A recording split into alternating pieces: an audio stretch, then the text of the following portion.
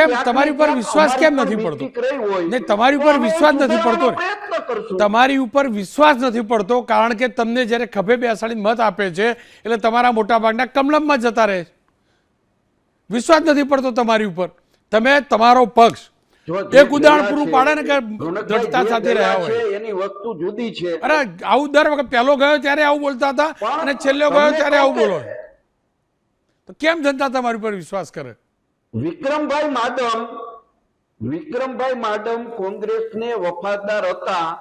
કોંગ્રેસ એ વિસ્તારના લોકો માટે વિક્રમ ડાંગર વ્યક્તિગત રીતે લડ્યા છે અને વિક્રમભાઈએ જે વ્યથા રજૂ કરી છે, હું રોનકભાઈ તમને કહું છું કે એ વ્યથા 100% સાચી છે. જી, ખેર આપનો ખૂબ ખૂબ આભાર. હવે યજ્ઞેશભાઈ પૂછી લો. યજ્ઞેશભાઈ, આ જવાહરભાઈ આજે કીધું વિસાવદરની વાત કરી.